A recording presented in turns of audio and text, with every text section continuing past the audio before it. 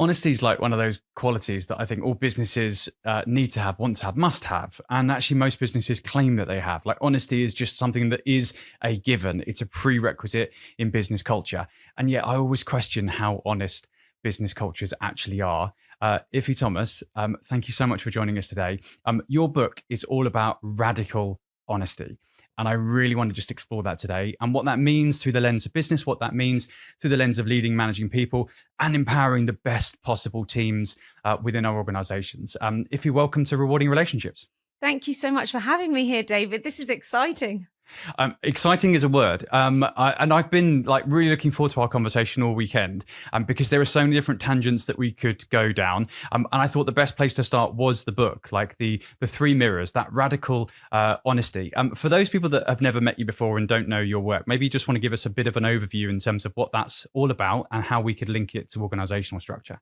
Oh, well, thank you so much. So where does it all start? If I go back through my own timeline and I connect the dots, I would say from dancing. I started dancing at the age of 9 years old. Yeah. I remember walking into the dance studio for the first time and following the dance teacher and realizing in that moment that all I ever wanted as a young person was for someone to give me the steps, to show me what to do. And dancing unlocked that for me. So I started dancing and I trained to become a professional dancer. And my whole life was wrapped around performance dancing, ballet, contemporary, jazz. And once I graduated, I ended up traveling the world, performing on stages. And that was my life until I had an injury, a knee injury. I snapped my ACL, my anterior cruciate ligament, in the middle of a dance move. And it was kind of that crunch, the literal sound of hearing my knee crunch, that moved me into the world of business. Yeah. So in the world of business, it's very different. So I was always looking for a choreographer, a life choreographer. I wanted someone, just show me the steps, because I know that if someone's showing me the steps, I'm fine. So once I had discovered by reading over 250 books, how does business work? How does psychology work? How does sales work? How does teams work? How does management work? And I went and trained with Brian Tracy in California and learned the systems that he put in place that I loved, because it was like choreography. He really lays out what to do, how to think, how to implement, why you're doing it, and the whole psychology around. He's got a book called Maximum Achievement that I read, and I just found all these books, but there was so much information that I could not quite grab what to do, when to do it, how to do it. Yeah. So I built my own formula and I put it in my first book, Power Lift Your Career. And that book, I thought, was all I needed to do. It had 12 steps, how to get from where you are to where you want to be. And that book I was coaching, training, developing, speaking about. And I honestly, anyone said any problem, I said, read the book, go to the audio book. Yeah. Everything I did was around these 12 steps. And I watched people grow. I was working with doctors and CEOs and parents. Anyone who came to me, I'd say, follow the steps. And that was it. But then in 2018, my mum, who out of the blue was diagnosed with a brain tumor, and she was only given 8 weeks to live.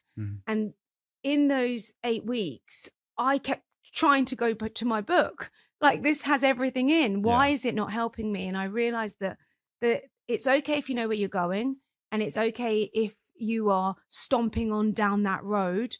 But what do you do when you get knocked down?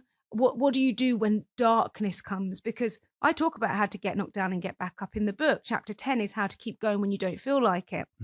But it wasn't about how to keep going when you don't feel like it. When my mum got diagnosed with the brain tumor and I knew she only had 10 weeks, well, she had 8 weeks to live and she lived for 10. I was in the darkness and I did not know how to move forward. I did not know how to operate. I had nothing and I couldn't find anything. So what I ended up doing was sitting in the darkness like I did when I got injured. And I sat there like a photograph. Right. You know, a photograph back in the days to develop in the darkness. Yeah. It was a negative moment in my life, which represented the negative photograph. And I needed to stay in the dark. And everyone tells you get back up. But I realized, no, you stay down in the darkness until the photo develops and you can see the vision of what's next. So when that happened for me, I sat in the darkness for a very long time and created a vision in my mind of, like, how do I want to live? And what I decided was, I'm going to be fearless. I'm going to not be afraid of anything, because the moment I had the phone call on January the 6th, 2018 to say, Mum has a brain tumor and they've said she's got 8 weeks to live, that fear terrorized me beyond any fear I've ever had in my life. And to this day, I've never been so afraid. So I decided, once I'd gone through the grieving period, because the 7 stages of grief and all of, really took a long time to develop that. I said, you know what? I'm not afraid of anything. And I realized that when you're not afraid of anything, what you need is to have safe psychological spaces where you can tell your truth, where you can be honest, where you can hold other people's truth, where you can focus on what's the most important thing here. I'm a pragmatist, really. I say, does it work? What is the most important thing here? Why are we doing this? What do we need? And I'm always asking these questions like, what's the point? You can only do that if you are honest with yourself. Yeah. And that's what led me to the 3 mirrors. The 3 mirrors is the 3 mirrors of radical honesty.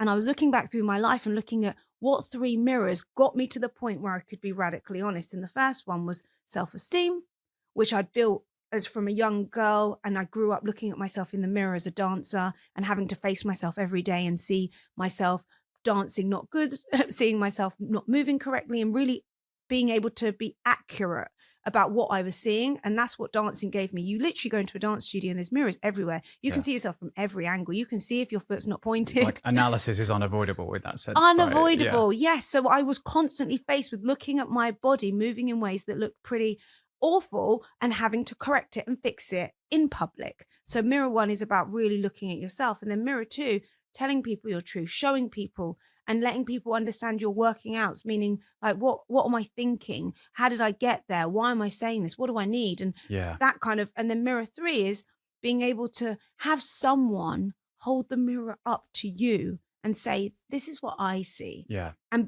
give them space to, and I always say, if someone's holding a mirror up to you, it's really hard and heavy to lift up a mirror for someone you love and care about and tell them something about what you see that you know might be uncomfortable. It's not just uncomfortable hearing what people see. It's actually uncomfortable telling somebody what you see, because we live in a world where there's a lot of distortion and a lot of deflection and a lot of disconnect, and there's a lot of lies. So radical honesty it's my survival guide. So if I want to stay fearless and free and truthful and honest and achieve my goals, then I need the whole world to make space for us to be like that. Because there's no point me being honest and true and being in a world or an environment where nobody wants you to be. And that's 3 mirrors of radical honesty. Yeah, wow. Ife, there are so many things that I want to dig into there. And I'm going to cross my metaphors a little bit, because my brain works in metaphors, I think much like yours does. And it's that what I'm hearing when you talked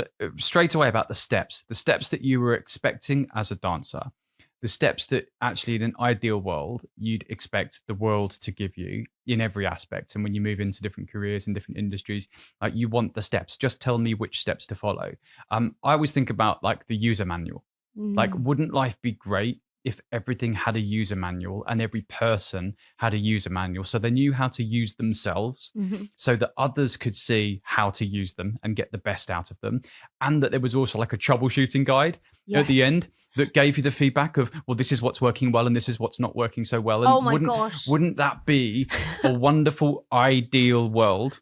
It really would. I'm like thinking that's the answer. But ideal being the thing, right? And ideal world is rarely the real world yet. And I always say yet, because of course we're striving, as we are with this podcast, actually striving to find the tools, find the ways to create the ideal world.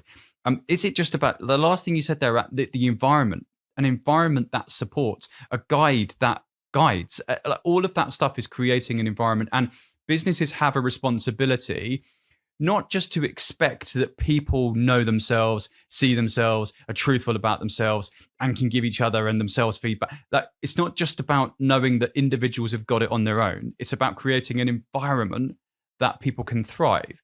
And that's where I'm kind of drawn to, like this whole radical honesty intrinsically and of self. And yet we can only be the best version of us when everyone around us creates that right environment. Yeah, it's the conditions. And so I think the reason I talk a lot about individuals is because I'm thinking, well, if we get organizations to create the environments and conditions where they can be honest and communicate, once they've created the conditions, if nobody's doing it, it's a chicken and egg kind of situation. Yeah. So I came from the individual aspect, because a lot of the work that I do, people come to me because they want to work with me in private. Yeah. They want to work with me in private, work on themselves and go back out into the public. Yeah. So I'm saying to them, go into these spaces, be like this. But like you said, what's the point of turning up, having these tools, building, and then the environment and the conditions that you're working in don't allow you to be it. And then this is the problem, which I have to take responsibility for. Like, if cognitive dissonance, if I'm working with these clients, they're going into these companies, they could be surgeons, leaders, they're people who have got weight in the game, and they've gone in with this whole, I'm going to tell my truth, I'm going to hold the mirror up, and then the environment keeps doing things that disconnect from that truth, and they swallow it and keep quiet and don't speak up. What it does is it slowly chips away at themselves. And every time you behave in a way that doesn't align with your true values, your self-esteem drops. Every time you behave in a way that does, your self-esteem goes up. So I'm building them up in private, and they're going to these environments where they can't even be themselves. And then it's being knocked down again. Yeah. And they think, what's the point? And then that's when people quietly quit, or it's where people check out. They're there. You're paying them every month, but they're checked out. Or it's where the burnout kicks in, where people are actually getting really ill, that they can't come to work because they've actually done everything that they've been told, but then they get into the environment and the environment's toxic. And toxicity, you can't see a toxic gas. You can't see toxic chemicals. It's not visible. It's a feeling. And if you're inhaling it, what it's doing is it's eroding internally inside, and you're destroying your internal organs, and everything that's happening is happening on the inside. So you can't even see people who are dying inside because it's not visible. And that's the problem that we have. And with your mirrors, so I talk about mirrors a lot as well in my work, and I talk about staring in the ugly mirror. Like, it's about the brutal truth, the radical truth. Brutal might not be the word actually in this sense. It's about the radical truth. It's about seeing in the mirror what actually exists. And I don't think many organizations are honest enough about some of that toxicity, because toxicity can be intrinsic as well as like seen. It's not necessarily visible to everyone, but one of those toxic traits in any business could be allowing people to quietly quit or disengage or burn out, when the reason that they're doing it is because of us as an organization and less about them as an individual. And that's the brutal truth. It is, isn't it? Do you know what? You just reminded me. I think I've always wondered, what can you do in the right moment? And I think it's allyship. It's really the idea of, I really think that the first thing that everyone can do, but everyone's so lost in their world, is actively pay attention to what's happening around you. And when something happens in your organization that doesn't affect you, that isn't about you, it isn't about your protected group, it isn't about your gender, it's nothing to do with you. That's when you show up, because allyship is when you are not being triggered and you are not the person who's being marginalized. You're just on the sideline. That's when you go, hold on a minute. I don't think that this is fair how we're doing this. So most people believe that you should speak up for yourself. But what I've found is that when you are in an environment that doesn't create psychological safety, and it could be not the whole organization, it could be one team that you go into, or one board meeting, or one conversation. What I know for myself after doing this amount of work is that my heart still races, my hand still shakes. I still feel this feeling of, I feel under attack, I feel danger. And sometimes I can't even grab my words to say it. And I realize that it's the reason I can't speak up is not because I don't have the tools. It's because I am not allowed to be able, I'm not able to speak up for myself while I'm being triggered. And because triggered is one of those, I mean, it's a wonderful catch-all word, because it symbolizes that moment, that feeling. In my experience, very few people, when experiencing that trigger, would be able to articulate why or what it is. So it's that, is it the articulation that's often missing? Like, I don't think it's the I think we can't articulate, because it depends who we are. For me, I've got sensory processing disorder and I'm autistic. And when I feel it in my body, it's like I lose my words. It's like my brain does it's like it's overheated. It shuts down. It's like, we need to protect you now, shut down. So that's where the fight, flight or freeze. But what happens is when I've been triggered by something that's an old wound, let's say, even a scar, it's like my body, my mind is okay, but my body wants to disconnect. So my body protects my mind. But but what I recognize I need is someone else who's not triggered, who knows that this is wrong, to step in for me. Yeah. And that's allyship. Allyship is speaking up for somebody else when they cannot speak up for themselves, because it's about them. And when it's about you, you are dealing with your years of baggage, years of rejection, and I don't think that as well it's fair to expect somebody to stand up for themselves when they're in the moment.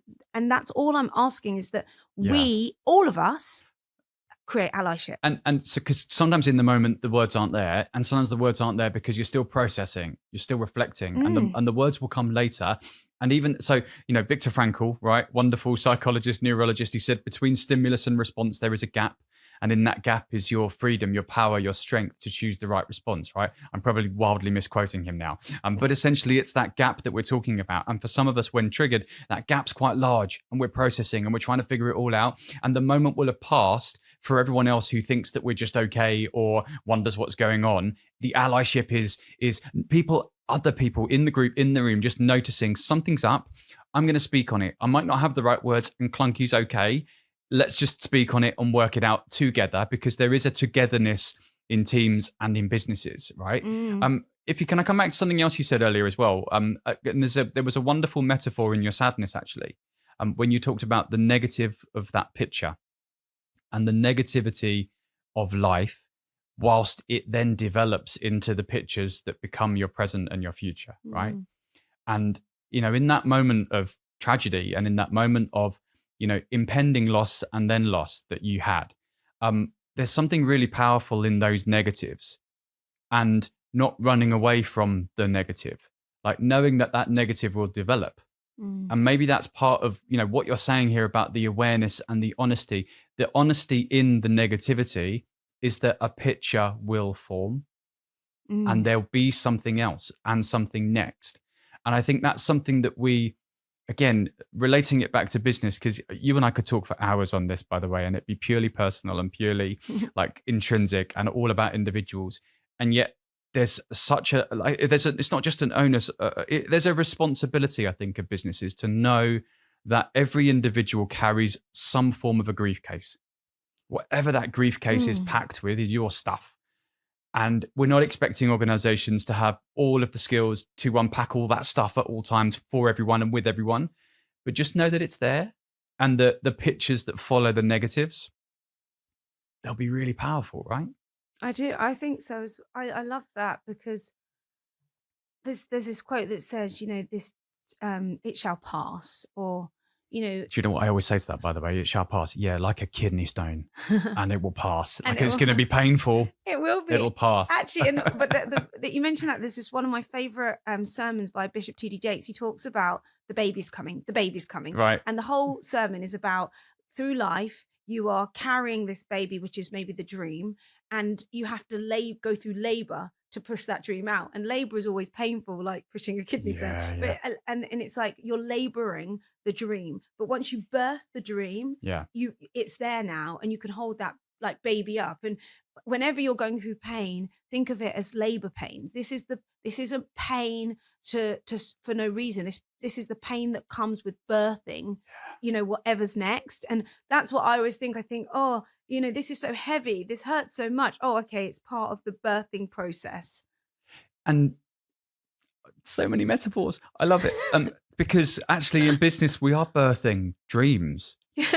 And they're not always everyone's dreams, by the way, are they? No. So sometimes it's the owner, the founder, the leadership team. It's their dream. It's their vision. Or it's the tech team's like, we're going to use Trello now. I have a dream of us all using Trello. Oh, a little bit of sick just came up there. I know. I've tried Trello, and I was like, everyone has a dream to birth Trello. But then when you get Trello, you're like, why is no one moving people to the next stage? Because it was like somebody or some people's dream and not everyone's. Yeah, exactly. Like, it's that whole, let's go back to labor here and having kids, right? Of course, having kids is such a magical thing and such a wonderful, miraculous thing, and brilliantly beautiful if you wanted to have kids, right? Yeah. And for some people, they were like, right, well, I'm going through this process. It's really painful. I can see that it's painful, and it's really painful for me. I don't want this.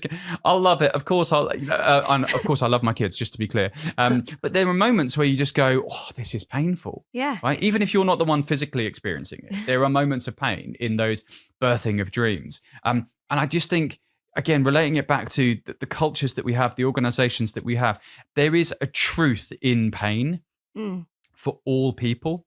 Mm-hmm. And if we're not brutally honest about those truths, and those truths, like with number of topics, number of contexts here, but the real overarching context for all business is that of change.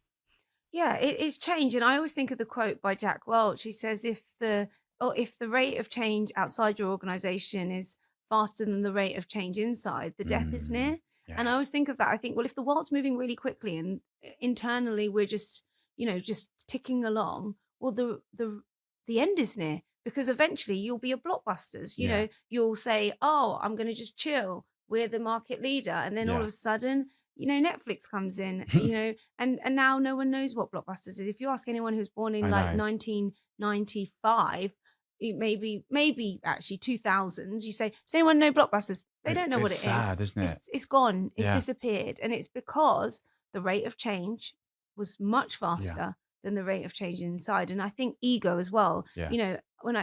I think a lot of it is wrapped up in ego. And I was thinking about ego this morning. I was on the way here to see you, and I was listening to a sermon by Priscilla Shearer, and she was talking about letting go, and she mentioned the word ego. And whenever I hear the word ego, I think about edging God out, and that's what I heard from Eckhart Tolle. I went to see him at London Palladium back in 2019. And I remember sitting in the room. There's like 1,000 people in the room. And there's just this Eckhart Tolle in the middle of the room with light, nicely lit with this orange kind of light. And he spoke so softly and slowly. And for me, I was like, oh, well, I need to change gears in my listening, because it was so slow and you had to really listen. And every time he finished saying something, you'd hear ping, and then he'd carry on with the next segment. And he spoke about ego. And when I think about ego and I think about edging God out, I start thinking, how many times in my life has things gone wrong? So in business, sometimes it's because we have not paid attention, like you said. We're not paying attention to what's happened, and our ego's got in the way, and we haven't listened to that whisper. Now, some people call it the Holy Spirit. Some people call it intuition. Some say it's the subconscious mind revealing itself. But ultimately, it's when we are abandoning what we believe to be intrinsically true for us and just going along with it. So I think there's a lot of ego, a lot of power, a lot of falseness. There's a lot of protection in these organizations, which mean that even if they know something's not working, their ego's like, no, we'll keep going, we'll push through this. But it's like trying to push a baby out and the nurse is going, stop a minute, you need to breathe. The umbilical cord is round your child's neck. No, I'm going to push it through, push it through. And it's like someone, the metaphor for the nurse is, is that whisper. It's your gut saying, stop a minute. And is there something about not wanting to hear what it, so I think there's a fundamental truth in business about that change thing, right? So I don't think many people listening to this or watching this podcast today would challenge the notion that actually business is about change, and the change around us is happening at an alarming rate, and we need to keep up, otherwise we'll die. All of that, like business leaders are going to go, I can feel that, I get that. And then there's the other truth that sits within change, and that's that change is hard, change is painful. People are arguably our greatest asset in any business, and those people will deal with change at different rates and at different variants and. So actually the radical honesty, the mirrors that we've got to hold up both intrinsically and outwardly to others, is about how are we embracing that change and how are we creating a culture that empowers people in that change. And then, so I'm going to come back to ego now, because I think that links into the other thing that I wanted to talk to you about, because ego's actually a bit of a catch-all word. And it's wildly understood. It's misunderstood and misquoted. And I think there are so many facets to ego. There's lots of egos. Like, we're not just, without wanting to sound like, multiple personalities here, but there are lots of people inside our own brains. Ife, we met like less than 7 days ago, right, on a Zoom call. And it was because we'd been connected by someone that we knew, and someone had said, "Oh, you need to talk to Ife. He should be great on the podcast." So let's get a Zoom call in. And and we jumped on the Zoom call, and you weren't in the office. And I think am I right? So you'd forgotten about the call. So you were no, picking. I hadn't forgotten about the call. Right. Okay. I knew the call was coming. I was being unfair. Forgotten about the call. Sorry. Yeah, you knew the call was coming. I knew the call was coming, and I timed everything to go to the warehouse to pick up one of our products. To then have the call with you. But then when I got to the warehouse, we were just behind schedule. Okay. And I was waiting, and I was thinking, I could do the call here in the warehouse. And why not? So there was something's happened in your life and you don't know why they're happening for that reason, but and in that moment, there is a reason this is happening. There's an important reason to meet Ife. There's an important impact of meeting Ife. And so our conversation lasted maybe 20 minutes last week. And it was like, I'm speaking for myself here, it was powerful. And the reason that it was powerful was because of this, right? So your stars, you call them confidence stars, right? And they're made in a factory in Milton Keynes. They're one of, you call them products. It's right? our confidence tool. Product is under egging it. That sounds like some sort of transaction of a thing on a shelf that maybe has some value and a price tag against it. These are priceless, in my view.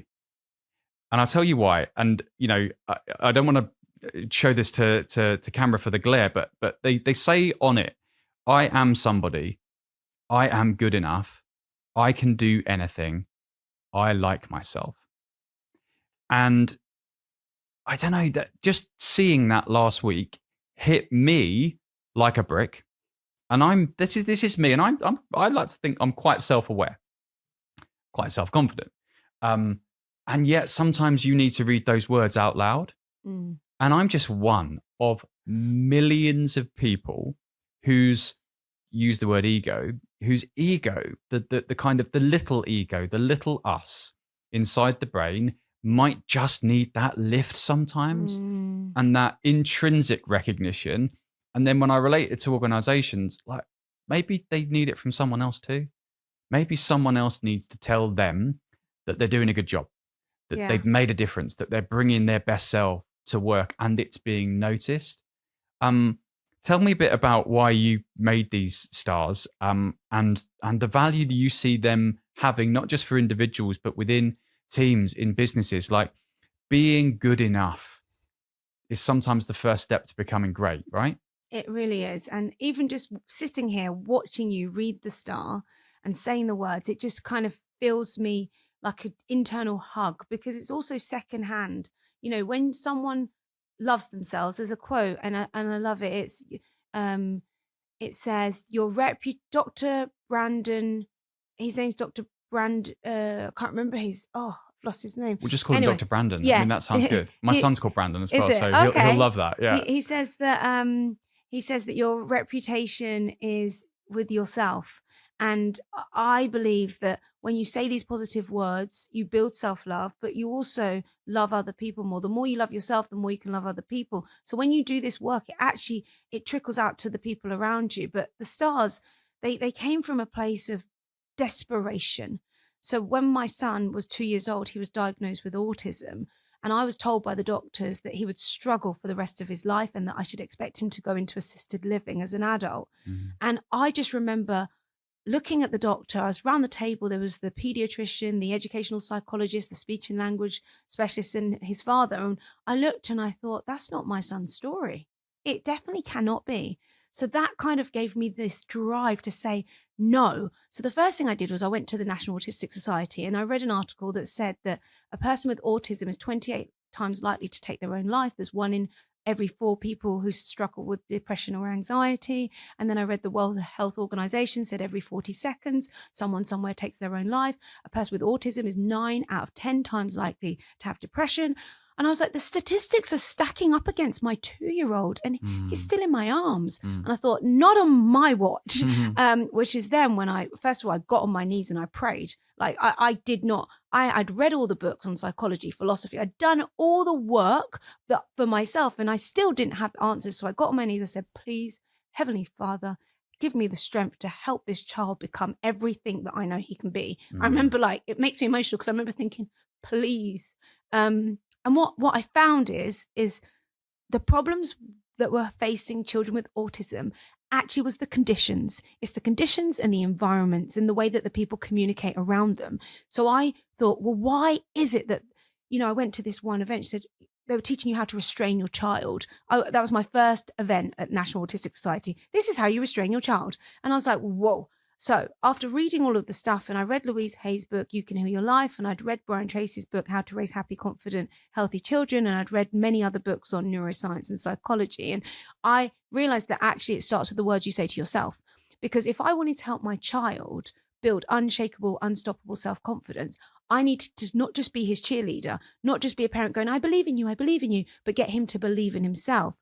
So I wanted him to learn. And I sat down and I said to my husband at the time, I said, what words do we think are most important? And we knew from our own personal development, I like myself, because Brian Tracy says these 3 words will change life. I like myself. I like myself. So I was already saying I like myself. I said, what other words? And it was, I remember this auntie that I no longer speak to said to me, well, you've got another child, because his brother is 17 months younger. So at the time I just had his brother, and she goes, oh, well, at least you've got the other child. And I remember thinking, he's somebody too. So then I thought, how many people are going to make him feel like he's nobody? And what are most of the challenging words that people say to themselves that nobody knows? Most people are walking around going, I'm nobody. And especially younger children from 5 years old, they think they're nobody because they've still got the strings attached to their parents, because a child always feels connected to their mother until the strings are broken, about 18 months. So they're still trying to find themselves, and they already think that they're not valuable at 5. So I was like, first line is, I am somebody. So I said to Quincy, I said, come and stand in front of the mirror. I want you to look at yourself. And I said, say, I am somebody. He goes, I am somebody, with his little voice. I said, yes, you are. I said, you say, I am somebody. And then I was like, next line, I am good enough. Like, I am good enough is a word. Most people don't feel like they're good enough. When I did lots of research and asked many people, what are the things that you say to yourself? Yeah. I'm nobody. I'm not good enough. And then the other one is, I can't do anything. Most people say, I can't do anything. I'm not good enough and I can't do anything. So I was like, we're going to swap that. I am somebody. I am good enough.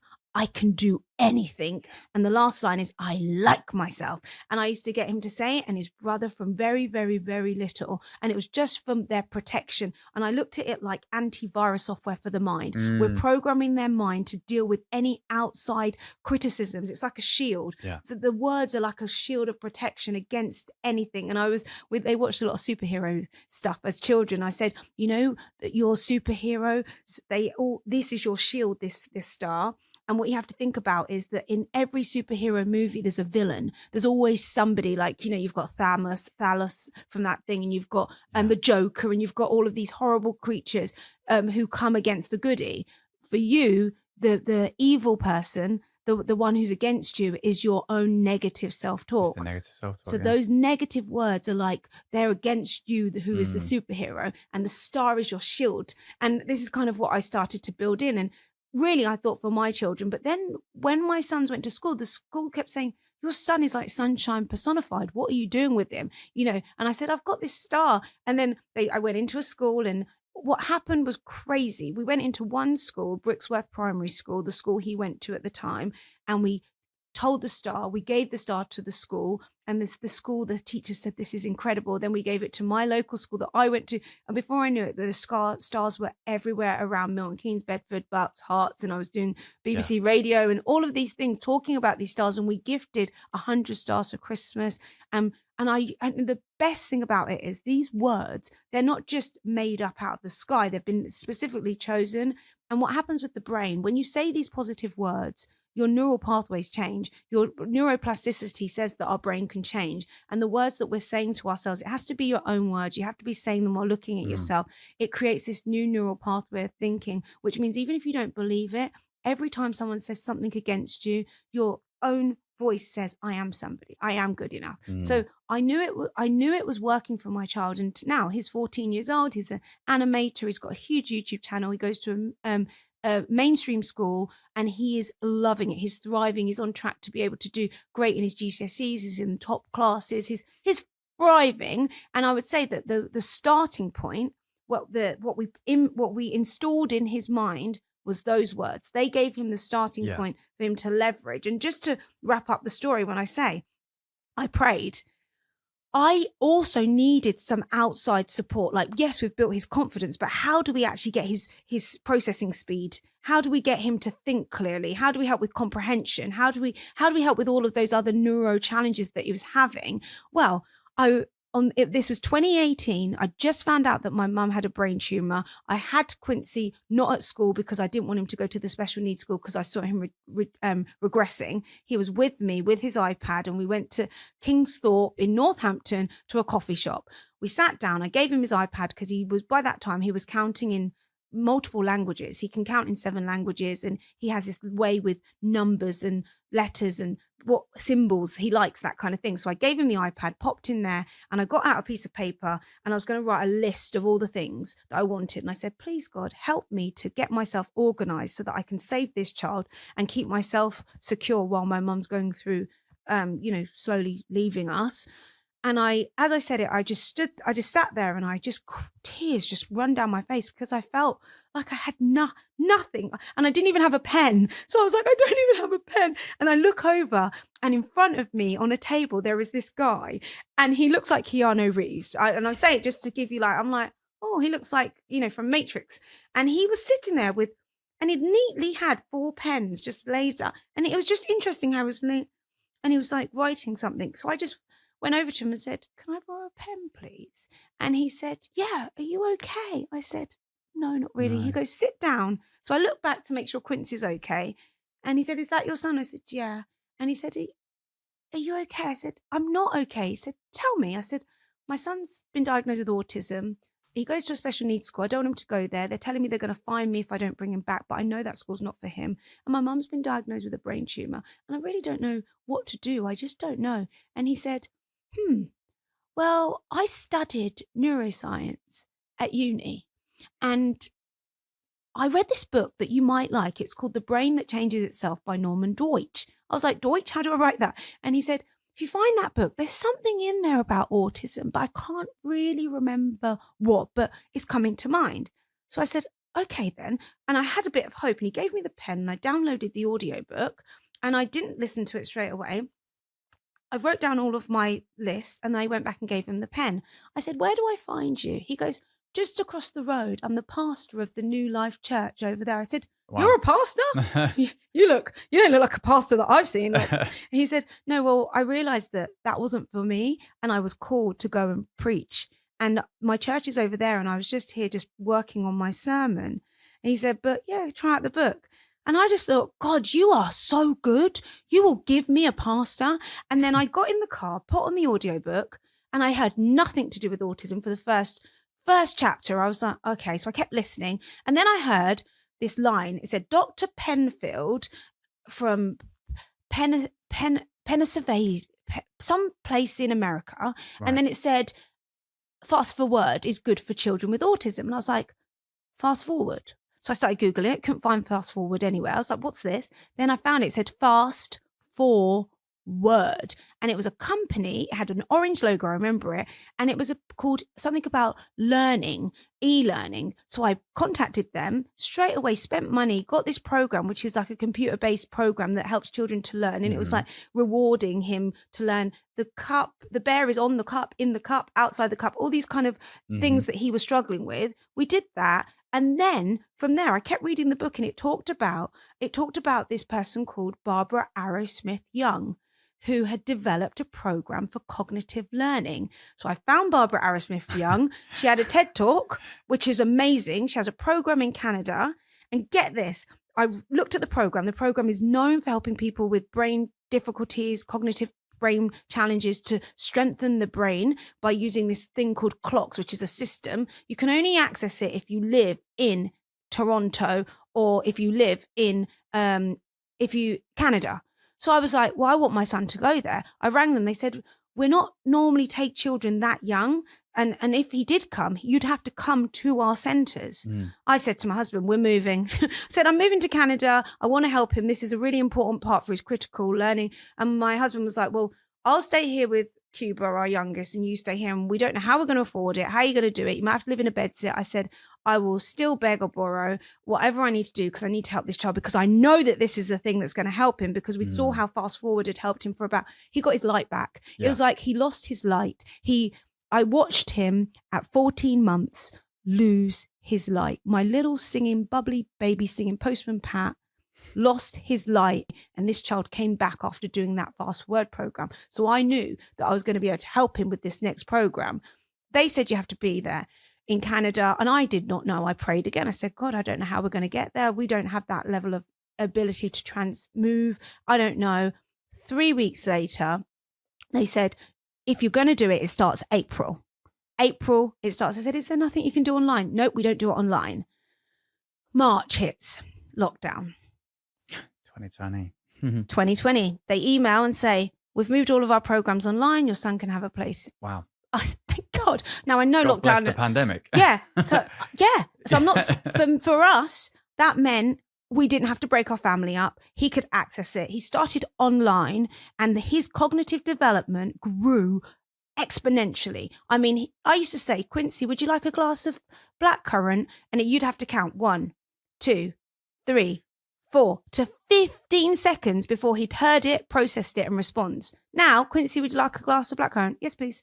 I watched him change. So to wrap up my long story, which I just feel like we can, and it might help someone, is that I followed the signs to help him, but the star was the thing that gave him this belief that he could access these programs which were out of reach. And it comes back to that user manual thing, right? It's the troubleshooting. It's the and for some people, we're talking here, and thank you so much for sharing such a personal detailed story. Well, and a personal story, and one that many people will relate to in some way, shape, or form. Like, any parents that are listening or watching will be able to relate to the troubles that they might see in their children for whatever reasons, and that desperation, as you said, the desperation, I need to do something, anything.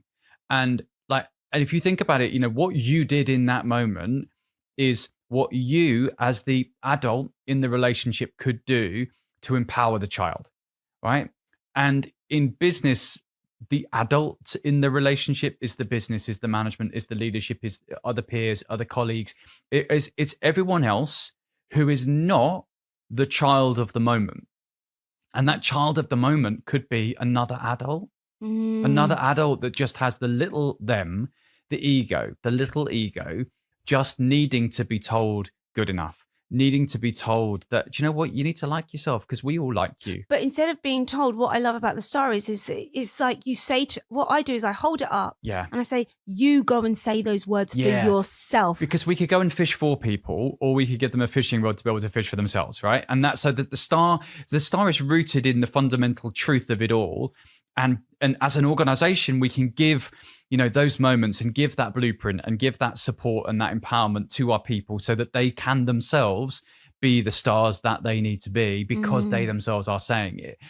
The other thing, one thing I was just going to say, and the fact that because the thing is with a child, the number one person in their life is the parents. So if the parent says to the child, I've got you this star, and I believe in you, and I want you to say these words, that's more powerful. So with a business, when a business says to the people, we believe in you, we trust you, we want you to believe in yourself, and we ask you to go and say these words, it's got a different weight when the person who gives you it. So that's why organizations have to create the environment and the conditions where they say, we trust you. Yeah. We care about you, but we need you to say this for you because we believe it to be true, but we need you to believe it's true.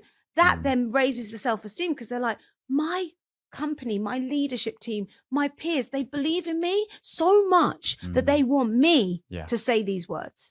That's powerful. And that radical honesty that we individually all need intrinsically to hold and to believe, and the truths that you just talked about there, that if we all held them, we'd be really, really powerful, each and every one of us. Maybe sometimes they do start with the organization and the culture around us giving that belief to us too, so that we feel that trust, so that we feel that safety, so that we know we can believe in ourselves because others do as well. Ife, there's so many different routes that we could go down, and maybe on another day we can unpack this even more. Yes. The user manual, the guide, the call it what you will, the picture that comes from the negative, all of that rich tapestry that we can draw from your 3 mirrors, the radical honesty framework. I think it's so powerful for empowering organizations to create a culture that rewards people to be the people that they can be, the stars that they are, to shine, to grow, and to develop organizations. If we've got organizations listening to this thinking, that all sounds a little bit woo-woo and a little bit up there. Well, hey, do you want to get more bottom line? Like, do you want to grow your business? Do you want to make more money? You're going to do that if you've got great people doing great things. And those great people sometimes need a helping hand. Ife, thank you so much for sharing your truth, your story. There's so much more I want to ask you, and I'm going to get you to say now that you'll come back and talk about that on another day. I will. I will definitely. And I would say as well, it's a universal language. Like, so the 3 mirrors, when everyone knows there's a mirror 1, a mirror 2, and a mirror 3, and no matter where you're from, no matter your neurotype or where you're from, if everyone knows about the framework of the 3 mirrors, you can have a conversation and say, hey, I'm going to give you mirror 2 now. Yeah. And then the person can prepare for mirror 2. Or do you mind if I hold up mirror 3 for you? And everyone is using the same language, which means that as an organization, everyone's on the same page. Because what tends to happen is culture is very much determined by the communication. Yeah. And if people are not communicating in the same language, misunderstandings happen all the time. So the 3 mirrors of radical honesty, the framework is really about giving people a universal language that everybody can use, everyone implements, and they can use it as and when they want, interchangeably, the different mirrors, but everyone knows what mirror. So I'll be saying, do you know what? After that meeting today, I used mirror 1, and I looked at myself. But if I say, oh, yesterday I used mirror 2 with my board, that I'm talking about I told them the truth. Or I say, last week I had mirror 3 held up to me. Someone told me something about me that I had to process. And that kind of language gives everyone the opportunity to be involved in the conversation, because often these acronyms and these specific words that people are using and these random ways of people talking actually makes people disconnected. The amount of time people send me an email with about 7 different acronyms, I'm like, what are you actually saying? Like, why do I have to decipher what PMC means? I don't know. It could mean anything. There are many acronyms. Just write the full frigging word, and that's how people struggle. A lot of people tell me I struggle because I feel like I don't understand, because I don't actually know what I'm reading, because no one's clear. Everyone's vague and ambiguous. Well, it's about stripping that all back. Everyone getting rid of corporate speak, because corporate speak is nobody's speak, and just speak how you speak in a way. I would say just talk to people like you're speaking to a 10-year-old, clear, concise, and to the point. Yeah. And people will really respect that. So that's the 3 mirrors. And maybe that's it. Talk to people like you talk to a 10-year-old. Treat yourself like the 10-year-old you that needs to be powerful and can be powerful, and create a culture that can let the little us's, the little 10-year-olds that walk around as adults and pretend to be fully grown and fully competent adults. Let's just create a culture where little us's get to be our best and be the stars. Make the organization like a playground. I love that. Yes, the playground of business. The playground of business. So people have fun. They know it's a playground. They know it's fun. They know there's going to be winners and losers. There's going to be a star of the week. But ultimately, you've got all these 10-year-olds running around being true. Love it. Ife, thank you so much. Thank you.